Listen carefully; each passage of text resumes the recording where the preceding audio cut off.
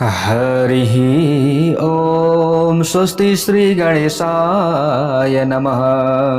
ॐ नमो भगवते वासुदेवाय। ॐ श्री देव्यै नमः। देवी प्रपन्नार्तिहरे प्रसीद प्रसीद मातरे जगतोऽखिलस्य। प्रसीद विश्वेश्वरि पाहि विश्वं। त्वमीश्वरी देवी चराचरस्य। नारायणं नमस्कृत्य नरं चैव नरोत्तमं। देवीं सरस्वतीं व्यासं ततो जयमुदीरयेत्।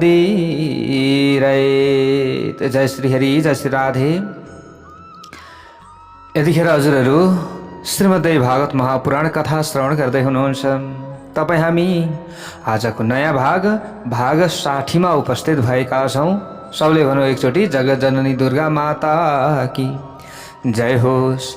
प्यारा भक्त भागवतहरू, वेदव्यासजीले जन्मेजयलाई जुन कथा जुन प्रसङ्ग श्रवण गराउँदै हुनुहुन्छ, त्यही कथा प्रसङ्ग हजुरहरू समक्ष हामीले जस्ताको तस्तै राखिरहेका छौँ। यहाँ जन्मेजयले प्रश्न गर्नुहुन्छ, हे मेरो भगवान, हे वेदव्यासजी, हे वेदव्यास मुनि, वराङ्गनास्त्वया ख्याता नर नारायणाश्रमे एकं नारायणं शान्तं कामयानः स्मरातुरः। यहाँ प्रश्न गर्नुहुन्छ, हजुरले नर र नारायणको आश्रममा आएका स्वर्गका अप्सराहरूको वर्णन गरिसक्नु भएको छ। स्वर्गका अप्सराहरू किन आए, कसरी आए र त्यहाँनिर के कुराहरू भए त, कस्तो कस्तो कर्महरू भयो त्यहाँ, त्यसको बारेमा हजुरले श्रवण गराइसक्नु भएको छ। अनि यस्ता प्रकारले ती स्वर्गका अप्सराहरू कामदेवद्वारा आत्तिएका पनि थिए। कसरी आत्तिएका थिए त्यो पनि हजुरले श्रवण गराउनुभयो।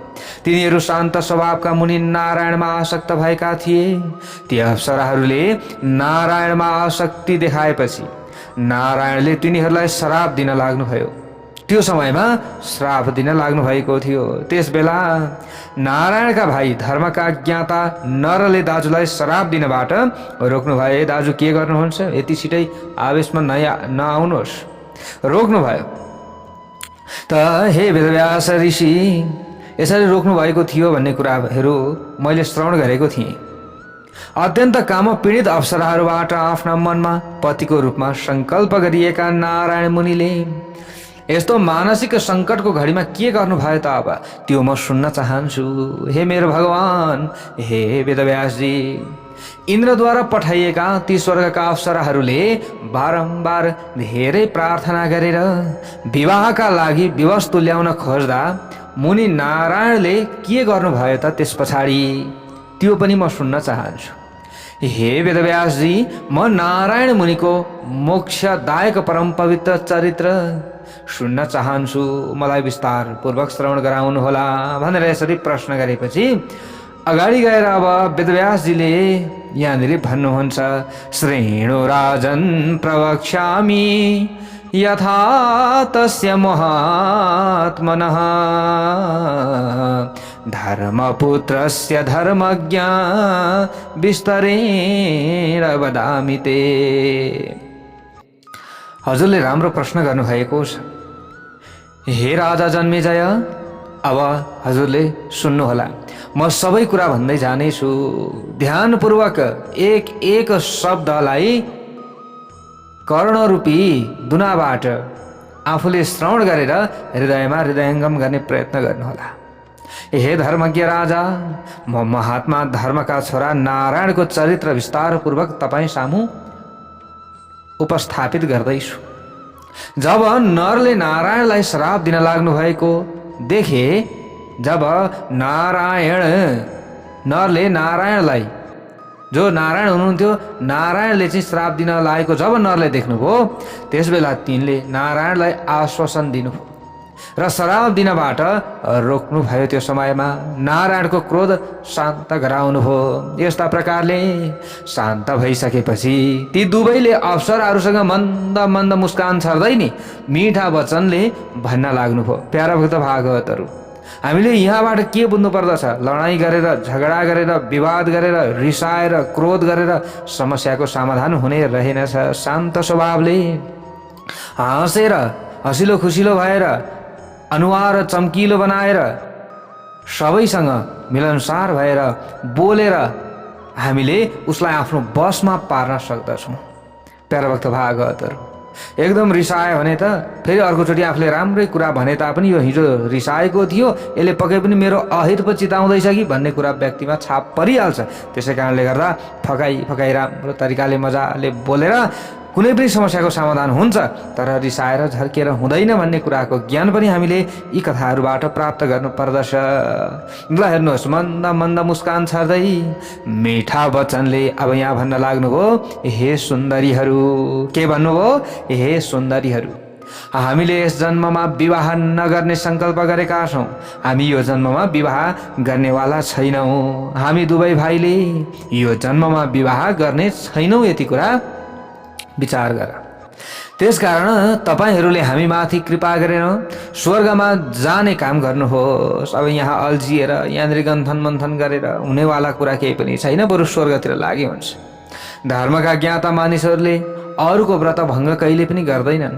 हे सुन्दर नयनले सुहाइएका अप्सराहरू, श्रृङ्गार रसमा रति तत्त्वलाई स्थायी भाव मानिएको छ। हामीले ब्रह्मचर्य व्रत धारण गरेका छौँ। हाम्रो हृदयमा रति तत्त्व छैन। यो समयमा रति तत्त्व हामीमा बिल्कुल छैन। रति तत्त्व नभएका कारण हामीले तपाईँहरूसँग कसरी सम्बन्ध राख्न सक्दछौँ यो नसक्ने कुरा हो र हामी राख्दैनौँ। कारण नभइकन कुनै पनि कार्य हुन सक्दैन। कुनै न कुनै कारण हुन्छ कार्य हुनका लागि। त्यसै कारणले गर्दा यो कुरा हो, यो ध्रुव सत्य कुरा हो। फेरि कारण नभई कार्य हुँदैन। कविहरूले शास्त्रमा भनेका छन् कि स्थायी भाव नै रसको रूपमा परिणत हुन्छ। स्थायी भाव जुन छ त्यो के हुन्छ? रस रूपमा परिणत हुन्छ। आफ्ना उत्तम अङ्ग प्रत्यङ्ग र स्वरूपद्वारा सुहाइएको म यस पृथ्वी मण्डलमा धन्य छु। म धन्य छु र भाग्यशाली पनि छु, किनकि तपाईँहरूले म माथि सहजै प्रेम गर्नुभएको छ। सहजै प्रेम गर्नुभयो। हे अप्सराहरू, तपाईँहरूले कृपा गरेर मेरा व्रतको रक्षा गर्नुहोस्। कृपा यदि गर्नुभयो भने मेरो व्रतको रक्षा पनि हुन्छ। त्यसका लागि कृपा गर्नु पर्दछ। म अर्को जन्ममा तपाईँहरूको पति अवश्य पनि बन्नेछु, तर यो जन्ममा सम्भव छैन। किनभने यो जन्ममा त मैले त तपस्या गर्नका लागि अवतार लिएको छु। तपस्या गरेर सबैको कल्याण गर्नु छ। ठिकै छ। अब रति राग नै उत्पन्न भएको छ यदि भने, रति तत्त्व उत्पन्न भएको छ भने ल ठिकै छ। काम तत्त्व उत्पन्न भएको छ भने ल ठिकै छ। अर्को जन्ममा म तपाईँहरूको इच्छालाई पुरा गरिदिन्छु भनिदिनु भयो नारायणले। अष्टाविंशे विशालाक्ष्यो द्वापरेऽस्मिन् धरातले देवानां कार्यसिद्ध्यर्थं प्रभविष्यामि सर्वथा। अर्को जन्ममा तपाईँहरूसँग मैले विवाह गर्नेछु, किन चिन्ता गर्नुहुन्छ? त्यस अवसरमा तपाईँहरू पनि राजाहरू कि राजकुमारी बनेर विभिन्न राजघरानामा पैदा हुनुहुनेछ। त्यसबेला मेरी धर्मपत्नीका रूपमा तपाईँहरूले मबाट पत्नी भावको सुख प्राप्त गर्नुहुनेछ। यसरी विवाह गर्नेछु भन्ने आश्वासन दिएर नारायण मुनिले अप्सराहरूलाई विदा गर्नुभयो। त्यो समयमा विदा गर्नुभयो। ती अप्सराहरू पनि कामदेवको पीडाबाट मुक्त भएर त्यहाँबाट अब फर्किँदा भए। ल ठिकै छ भने चित्त बुझाए फर्किए। अब विदा भएपछि ती अप्सराहरू स्वर्गमा पुगे र उनीहरूले यो सम्पूर्ण वृत्तान्त स्वर्गका राजा इन्द्रलाई बताए। इन्द्रले त अब त्यो तपस्या भङ्ग गर्नका लागि अप्सराहरू पठाएका हुन्। वसन्त ऋतु र कामदेवलाई पनि पठाएका हुन्। तर अप्सराहरूको मुखबाट नारायण मुनिको सम्पूर्ण वृत्तान्त पो सुन्न लागे। अब इन्द्रले त ओहो, हामी त गएका थियौँ, हामीभन्दा राम्री त अप्सराहरू आफ्नो जङ्गाबाट पनि निकालिदिए। नारायणले त आफूले पठाएका अप्सराहरूका साथमा नारायण मुनिले आफ्नो तपस्याको बलबाट प्रकट गरेका उर्वशी आदि हजारौं सुन्दरी नारीहरूलाई पनि पठाउनु भएको थियो। अब ती नारीहरूलाई देखेपछि इन्द्रले महात्मा नारायणको धेरै प्रशंसा गरे। ओहो, मसँग मात्र स्वर्गमा अप्सराहरू होलान् भनेका त नारायणसँग पनि अप्सराहरू रहेछन्। यो सोच्न लागि। अब हेर्नुहोस् है प्यारा भक्त भागवतहरू, ल हेर्नुहोस्, महात्मा नारायणको प्रशंसा भयो त्यो समयमा। त इन्द्रले भने अहो धैर्यं मुने कामं तथैव च तपोबलम् एनोर्वश्यः स्वतपसा तादृग्रूपः प्रकल्पितः। अहो, नारायण मुनिको अपार धैर्य रहेछ। यस्ता राम्रा राम्रा अप्सराहरू साथमा हुँदाखेरि पनि आफ्नो तपस्याबाट मुक्त नहो अथवा आफ्नो तपस्यालाई भङ्ग नगराउने भनिसकेपछि त ओहो, यो त मान्नै पर्दछ। अपरम्पार तपोबल पनि रहेछ। यसको मतलब उहाँले आफ्नो तपस्याको प्रभावबाट मैले पठाएका अप्सराहरू जस्तै रूप भएका अरू उर्वशी आदि अप्सराहरू पनि प्रकट गरिदिनु भयो। यो त हो अचम्मको कुरा हो। यसरी नारायण मुनिको प्रशंसा गरिरहेका देवराज इन्द्रले मन प्रसन्न, जो देवराज इन्द्रको मन थियो त्यो मन प्रसन्नताले परिपूर्ण भयो। उता बद्री धाममा धर्मात्मा नारायण मुनि पनि तपस्यामा तल्लीन हुनुभयो। प्यारा भक्त भागवतहरू, हे राजा जन्मेजय, मैले तपाईँसँग नारायण मुनि र नर मुनिका सम्पूर्ण आश्चर्यजनक वृत्तान्त वर्णन गरेँ। हे जनमेजय, उहाँहरू नर र नारायण नै भृगुको श्रापका कारण पृथ्वीको भारी हलुका गराउन यस संसारमा पराक्रमी अर्जुन र कृष्णका रूपमा पैदा हुनुभएको थियो। जो नर र नारायण हुनुहुन्थ्यो उहाँहरू नै कृष्ण र अर्जुनको रूपमा पैदा हुनुभएको थियो भनेर यसरी यहाँ भन्नुहुन्छ। प्यारा भक्त भागवतहरू, ल हेर्नुहोस् है, त राजा जन्मेजयले अगाडि गएर यहाँनिर भन्न लाग्नुभयो। प्यारा भक्त भागवतहरू, कृष्ण अवतार चरितम विस्तरेण वदस्व मे सन्देहो मम चित्तेस्ति तम निवारय मानद। हे महामानव, हजुरले मलाई कृष्ण अवतारको कथा विस्तार पूर्वक बताउनुहोस्। उसो हो भने मेरा मनमा जस्तो सन्देह छ त्यसको निवारण पनि गरिदिनुहोस् हजुरले। मेरो मनमा जुन सन्देह छ नि त्यो सन्देहको निवारण हजुरले गर्नुपर्दछ। हे मुनि, शक्तिशाली भगवान श्री कृष्ण र बलराम जसका कोखबाट पैदा हुनुभयो ती वसुदेव र देवकीलाई संसारमा किन दुःखको भागी हुनु पर्यो त? किन उहाँहरू दुखी हुनु पर्यो त? जसको तपस्याबाट प्रसन्न भएर साक्षात भगवान नारायण पुत्रका रूपमा पैदा हुनुभएको थियो ती बिचारा वसुदेव र देवकीलाई साङ्लाले बेरिएर कंसको कारागारमा धेरै वर्षसम्म रहनु पर्यो र उनीद्वारा पीडा भोग्नु पर्यो। भगवान श्रीकृष्ण मथुरामा पैदा हुनुभयो तर उहाँलाई किन गोकुलमा लगियो? अनि यस्ता प्रकारले भगवान श्रीकृष्णले कंसको वध गर्नु भएपछि किन द्वारकामा निवास गर्नुभयो? आफ्ना बाबु बाजेहरू बसेको सुन्दर ठाउँ ब्रजभूमिलाई छाडेर भगवान श्रीकृष्ण अनार्य देश गुजरातमा किन जानुभयो? अनि एउटा ब्राह्मणको श्राप परेर भगवान श्रीकृष्णको सम्पूर्ण वंशको नाश किन भयो? पृथ्वीको भारी उतारेपछि सनातन भगवान श्रीकृष्णले तुरुन्तै शरीर त्याग गर्नुभयो र स्वर्गमा जानुभयो। जुन पापीहरूको पापको भारबाट पृथ्वी व्याकुल भएकी थिइन् ती पापीहरूलाई त अद्भुत कर्म र पराक्रम गर्नुहुने भगवान श्रीकृष्ण र अर्जुनले मारिदिनु भएको थियो होइन र? जुन चोर डाकाहरूले भगवान श्रीकृष्णका पत्नीहरूको अपहरण गरे ती चोर डाकालाई अर्जुन र श्रीकृष्णले किन मार्न सक्नु भएन? के छ कारण? महाभारतको युद्धमा भीम, द्रोणाचार्य, कर्ण, राजा बाल्लिक, वैराट, विकर्ण, राजा धृष्टद्युम्न, सोमदत्त आदि अनेक राजाहरू मारिए। भगवान श्रीकृष्णले ती मारिने राजाले सृजना गरेको पृथ्वीको भारी त उतारिदिनु भयो तर चोरहरूले गरेको पापको भारी किन उतार्न सक्नु भएन त? उसो भए कृष्णका पतिव्रता पत्नीहरूलाई निर्जन वनमा किन दुःख भोग्नु पर्यो? हे श्रेष्ठ, हे मुनि श्रेष्ठ, मेरो मनमा यस्तो सन्देह बारम्बार उठिरहन्छ। धर्मात्मा वसुदेवले पुत्र शोकले सन्तप्त भएर प्राण परित्याग गरे किन वसुदेवलाई अकाल मर्नु पर्यो? हे मुनिवर, पाण्डवहरू धर्ममा आश्रित थिए होइन र? पाण्डवाः धर्म संयुक्तः कृष्णे च निरतः सदा। भगवान श्रीकृष्णमा नै तल्लीन थिए। यति हुँदाहुँदै पनि उनीहरूले किन दुःख भोग्नु पर्यो? महाभाग द्रौपदीलाई किन दुःख सहनु पर्यो? वास्तवमा ती द्रौपदी त लक्ष्मीको अंशबाट उत्पन्न भएकी थिइन् होइन र? अनि पवित्र यज्ञ वेदीको बीचबाट प्रकट भएकी थिइन्। तर रजोवती अवस्थामा रहेकी सुन्दरी युवती द्रौपदीका केस खिचेर घसिर्दै दुशासनले सभामा ल्याएको थियो।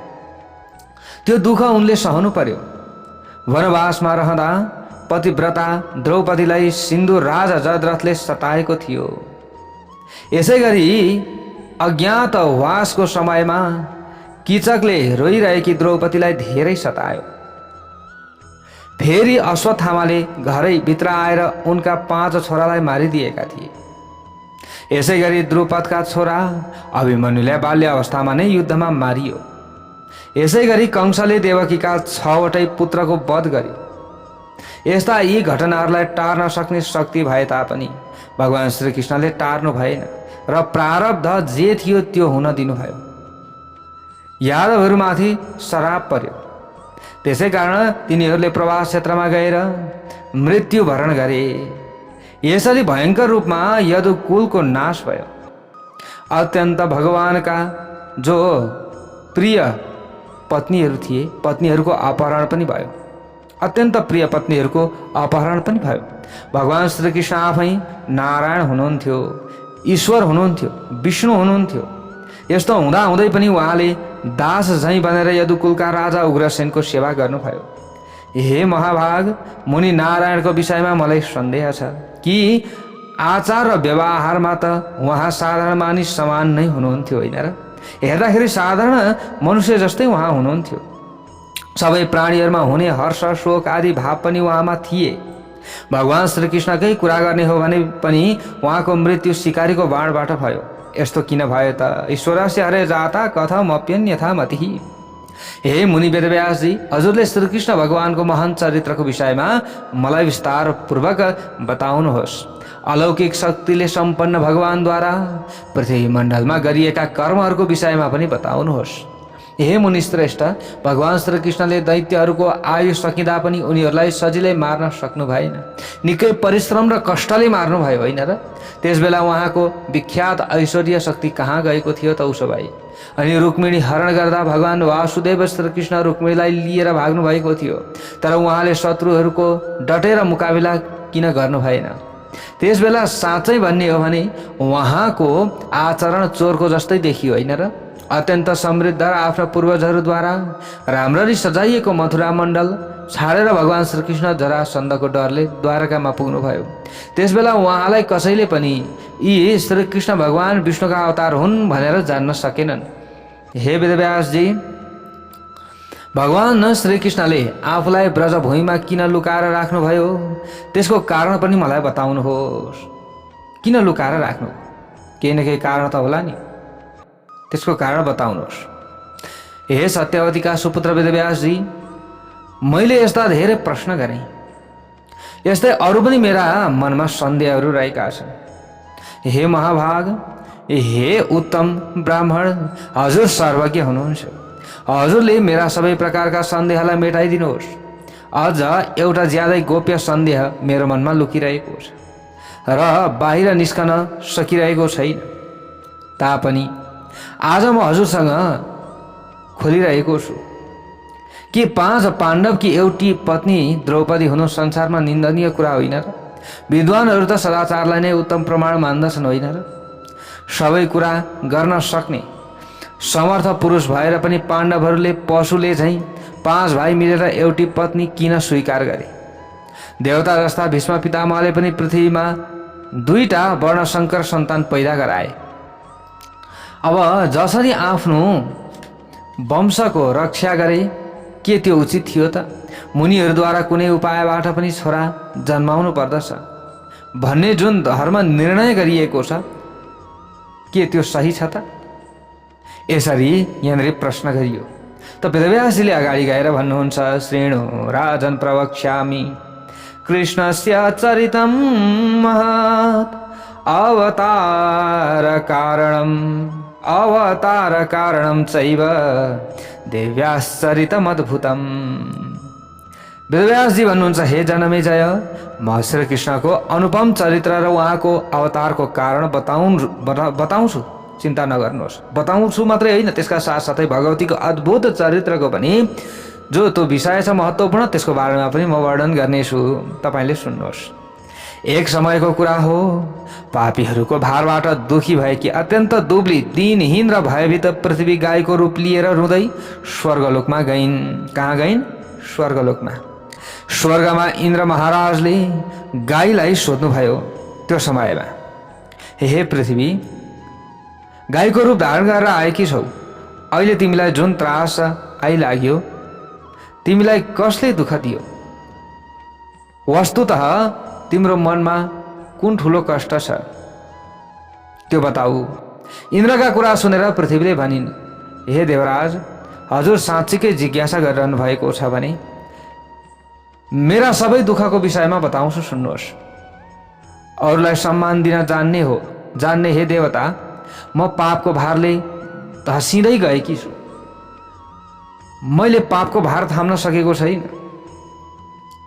मगध देशको राजा महापापी जरासन्ध, चेदी नरेश शिशुपाल, प्रतापी राजा काशीराज, रुक्मी बलवान कंस, महाबली नरकासुर अनि शोभा नरेश, साल्व क्रूर यादवको, केसी धेनुकासुर अनि वसासुर, यी सबै राजा एवं राक्षसहरू धर्महीन छन्। यिनीहरूले धर्म गर्दैनन्, आपसमा विरोध गर्दछन्, पापाचारमा डुबेका छन्, मदले उन्मत्त छन्, सामान्य मानिसका लागि साक्षात यमराज जस्ता छन्। हे इन्द्र महाराज, तिनीहरूकै जो क्रियाकलाप छ त्यसबाट मलाई ठुलो पीडा भएको छ। म तिनीहरूका पापको भारले दबेकी छु, म अहिले दबिरहेकी छु। अब त्यो भार धान्न पनि नसक्ने भइसकेकी छु। हे सर्वव्यापक प्रभु, अब म के गरौँ, कहाँ जाउँ? यही ठुलो चिन्ताको विषय हो, मलाई चिन्ता लागिरहेछ।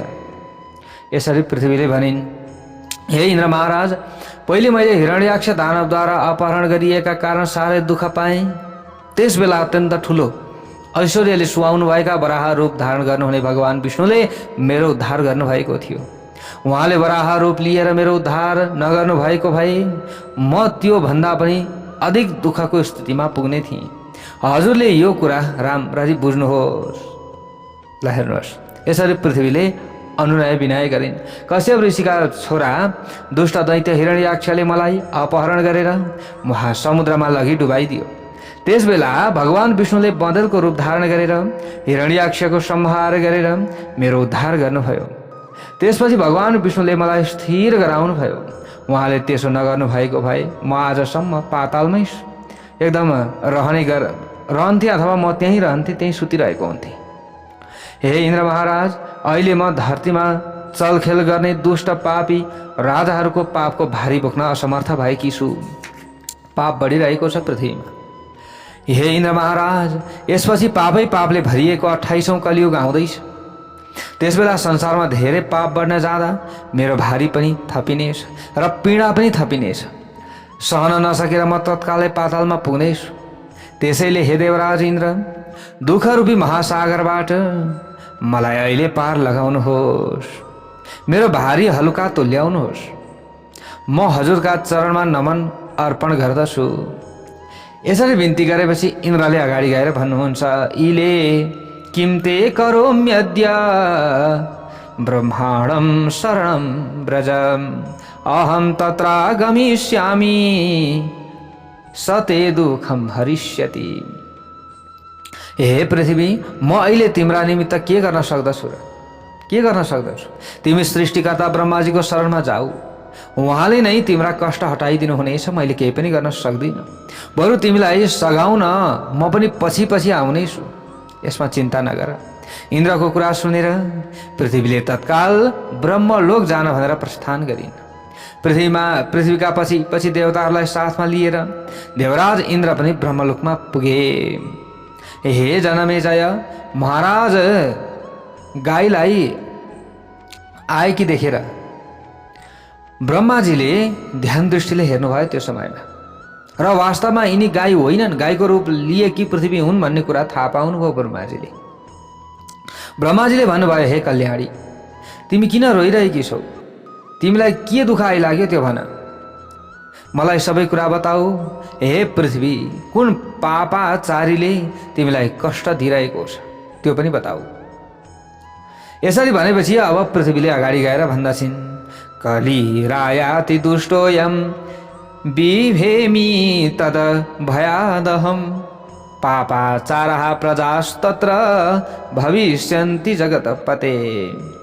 हे संसारका स्वामी ब्रह्माजी, अब दुष्ट कली आउनै लागेको छ। म त्यसैको आतंकबाट डराइरहेकी छु, किनकि कलीको समयमा सबै मानिसहरू पापाचारी हुनेछन्, सबै राजाहरू दुराचारी हुनेछन्, मानिसहरू परस्परमा विरोध गर्नेछन्, एकले अर्कालाई विरोध मात्र गर्छन्, चोरी जस्ता कुकर्म गरेर समय बिताउँछन्। अनुहार मानिसकै भए तापनि राक्षसको स्वभाव लिएर ती मानिसहरू एक अर्काका शत्रु बन्नेछन्।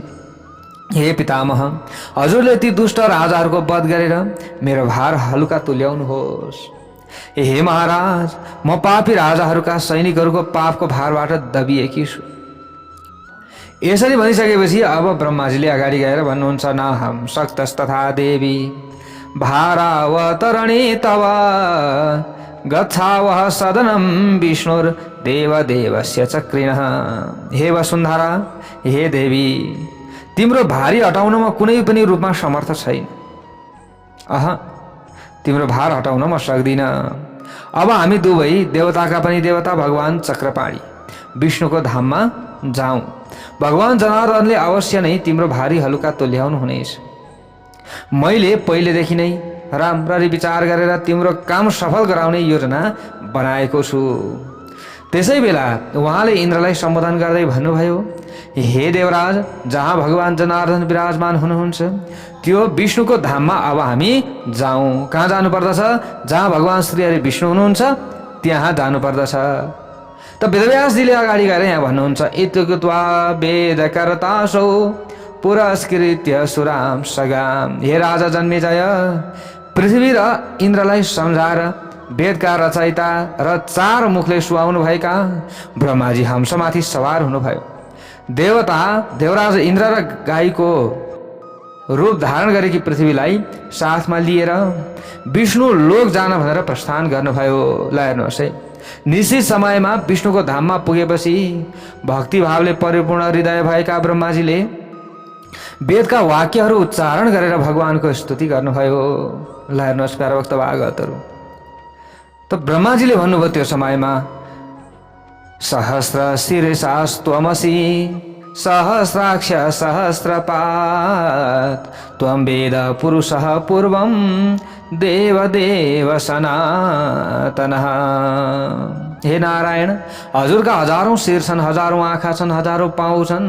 हजुर देवताका पनि आदिदेव हुनुहुन्छ र सनातन वेद पुरुष हुनुहुन्छ। हे विभु, हे रमापति, भूतकाल भविष्यकाल र वर्तमान कालमा जुन हामीले अमरत्व पाएका छौँ त्यो अमरता हजुरले नै हामीलाई दिनुभएको हो। हजुरको अपरम्पार महिमालाई स्वर्ग मर्त्य पातालमा कसले थाहा पाएको छैन। हजुर नै जगतका स्रष्टा, पालक र संहारक हुनुहुन्छ। हजुर सर्वव्यापी हुनुहुन्छ र सर्वशक्ति सम्पन्न पनि हजुर हुनुहुन्छ। व्यासजीले भन्नुभयो, हे जन्मेजय, ब्रह्माजीले यसरी स्तुति गरेपछि प्रसन्न हुनुभएका भगवान गरुडासन विष्णुले ब्रह्मा आदि देवतालाई आफ्नो दिव्य स्वरूपले दर्शन दिनुभयो। प्रसन्न मुखमण्डल भएका भगवान विष्णुले देवताहरूको स्वागत गर्नुभयो र बिस्तारै उहाँहरूसँग वैकुण्ठ धाममा आगमनको कारणबारे जिज्ञासा गर्नुभयो। वैकुण्ठ धाममा किन आउनुभयो अथवा त्यहाँ आउनुको कारण के हो, यसका बारेमा जिज्ञासा गर्नुभयो। भगवानले यसरी स्वागत र जिज्ञासा गर्नुभएपछि कमलबाट प्रकट हुनुभएका ब्रह्माजीले भगवानलाई प्रणाम गरिकन पृथ्वीको दुःखलाई याद गर्दै निवेदन गर्नुभयो, हे विष्णु, हे जनार्दन, अब पृथ्वीको भाइलाई हटाउनु र उनलाई हलुका तुल्याउनु हजुरको कर्तव्य हो। हे दयाका सागर, द्वापर युगको अन्तिम समयमा हजुरले पृथ्वीमा अवतार लिएर दुष्ट राजाहरूलाई मारिकन पृथ्वीको बोझ हटाउनुहोस्। यस्तो कार्य गर्न म ब्रह्माजी, शङ्कर, इन्द्र, अग्नि, यम, त्वष्टा, सूर्य र वरुण मध्ये कुनै पनि स्वतन्त्र छैनौँ। यो सम्पूर्ण चराचर जगत भगवती योग मायाको अधीनमा रहेको छ। ब्रह्माजीदेखि लिएर तृणसम्मका सम्पूर्ण तत्त्वहरू सत्वगुण, रजोगुण र तमोगुणका तन्तुहरूद्वारा योग मायामा उनिएर रहेका छन्। हे ब्रह्माजी, सबैको हित गर्ने भगवतीले सर्वप्रथम आफ्नो इच्छाले जे गर्न चाहनुहुन्छ त्यही गर्नुहुन्छ। हामी सबै देवताहरू भगवतीकै अधीनमा रहेर आफ्ना कर्म गर्दछौँ। हे ब्रह्माजी, तपाईँहरूले आफ्नै बुद्धिले विचार गर्नुहोस् कि यदि म स्वतन्त्र हुन्थेँ भने महासमुद्रमा माछो कछुवा बनेर किन जन्म लिन्थे? तिर्य कोनी योनिमा कुन भोग प्राप्त हुन्छ, कुन यश पाइन्छ र कुन सुख प्राप्त हुन्छ र कुन पुण्य प्राप्त हुन्छ र त्यस्ता क्षुद्र योनिहरूमा विभिन्न समयमा अवतार लिएर म विष्णुले के फल पाएँ र? यदि म स्वतन्त्र हुन्थेँ भने बँदेल, नृसिंह र वामन किन बन्दथे? हे पितामह, जमदग्निका छोरा परशुराम बनेर किन पैदा हुन्थे र? यस धरामण्डलमा क्षत्रिय जातिको संहार जस्तो कठोर कर्म मैले किन गर्थेँ? दुष्ट क्षत्रियहरूको, दुष्ट अधर्मीहरूको मैले विनाश गरिदिएँ। जो दुष्ट क्षत्रिय राजाहरूको रगत थियो, त्यो रगतले पृथ्वीका तलाउहरू किन बन्थे होला र? महर्षि जमदग्निका छोरा परशुरामको रूपमा जन्म लिएर एउटा उत्तम ब्राह्मण हुँदाहुँदै पनि युद्धको मैदानमा ती दुष्ट क्षत्रिय राजाहरूको किन संहार गर्थे? उनीहरू दुष्ट भएका थिए। त्यो समयमा निर्दयी भनेर आमाको गर्भमा रहेका शिशुहरूलाई किन मार्थे?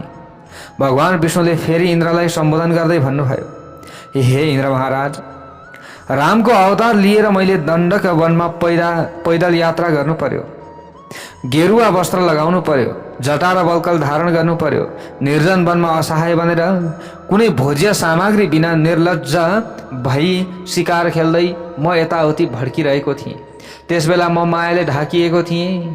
त्यसैले मैले मायावी सुनको मृगलाई चिन्न सकिनँ र पञ्चवटीमा रहेको पर्णशालामा जानकीलाई छाडेर सुनको मृग समाउँछु भन्दै मृगको पछि लागेको थिएँ। मैले भाइ लक्ष्मण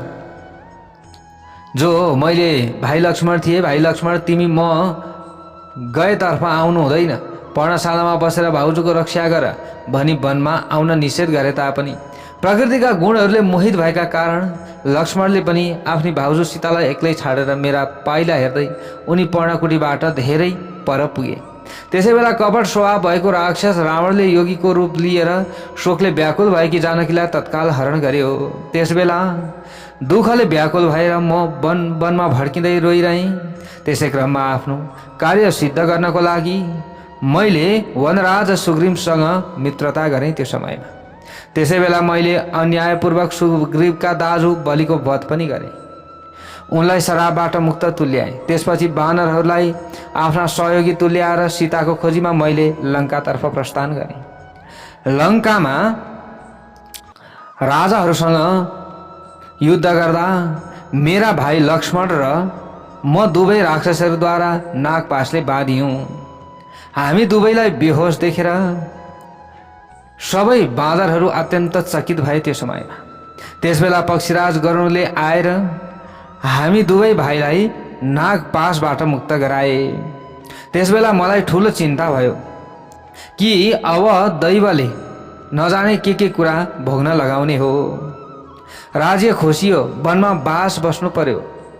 वन गएपछि पिता दशरथले जो म वन गइसकेपछि पिता दशरथको मृत्यु पनि भयो र फेरि प्राण प्यारी सीताको हरण भयो। अहिले राक्षसहरूसँग गरिएको यस युद्धले मलाई कष्ट दिइरहेको छ। अब अगाडि दैवले के भोगाउँछ थाहा छैन। मैले यस्तै चिन्ता गरिरहेको थिएँ। हे देवताहरू, सर्वप्रथम त म राज्यको सिंहासनमा नबस्दै वनवास बिहोर्न बाध्य भएँ। यो ठुलो दुःखको कुरा थियो। म वनमा जाँदा राजकुमारी सीता मसँग थिइन्। त्यसबेला मसँग धन थिएन। वन जान लाग्दा पिता दशरथले मलाई एक कौडी पैसा पनि दिनुभएको थिएन, धन दिनुभएको थिएन। असहाय र निर्धन म पैदलै अयोध्याबाट हिँडेको हुँ। त्यसबेला क्षत्रिय धर्म छाडेर व्याधाको वृत्ति अगाडि मैले घोर जङ्गलमा 14 वर्ष बिताएँ। त्यसपछि सौभाग्यले रावणसँगको युद्धमा मलाई विजय प्राप्त भयो र घोर पापी दानव असुर मारियो। रावणको वध गरेपछि अपहरण गरिएकी सीतालाई लिएर म फर्केँ भनेर यसरी यहाँनिर भन्दै हुनुहुन्छ भगवान् श्रीहरि विष्णुले सबैलाई यहाँ भन्दै हुनुहुन्छ। ल हेर्नुहोस्, अब यहाँबाट उताको कथा भोलि हामीले श्रवण गर्नेछौँ। जय बोलौँ भगवती उमाको।